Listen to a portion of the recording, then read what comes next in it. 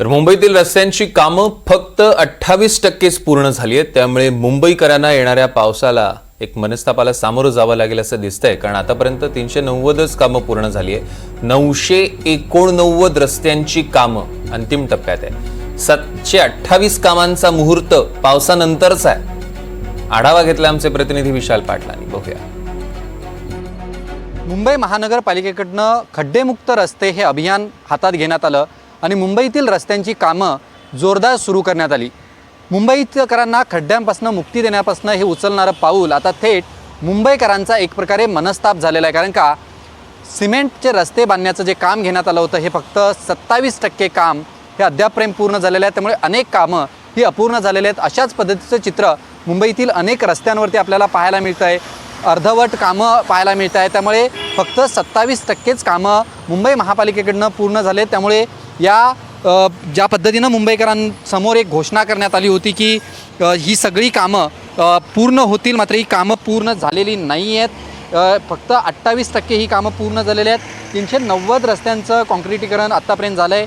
998 रस्त्यांचं काम अंतिम टप्प्यात आहे आणि 728 रस्त्यांना पावसाळ्यानंतरचा सगळा मुहूर्त असणार आहे।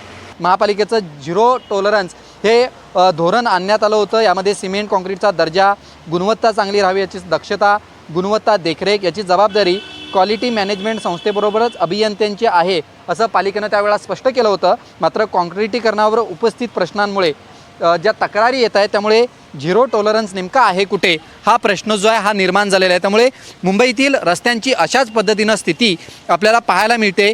अद्यापही अनेक कामं ही झालेली नाही आहेत। गेल्या 4-5 दिवसापासून महाराष्ट्रात पाऊस बरसतोय, मुंबईतही तशाच पद्धतीनं पाऊस पडतो आणि या पावसात अशा पद्धतीनं ही कामं चालू आहे। त्यामुळे या कामांचा नेमका दर्जा काय हे सगळे प्रश्न जे आहेत हे निर्माण होत आहेत। दुसरीकडे मुंबईचे पालकमंत्री आशिष शेलार असतील, राज्याचे उपमुख्यमंत्री आणि मुंबईचे पालकमंत्री एकनाथ शिंदे हे स्वतः मुंबईत या कामांची देखरेख करतायत। आशिष शेलार यांनी या सगळ्या कामांबाबत नाराजी जी आहे ही व्यक्त केली होती। त्यामुळे अशाच पद्धतीने ही कामं अर्धवट स्थितीत असलेली आपल्याला पाहायला मिळत आहेत।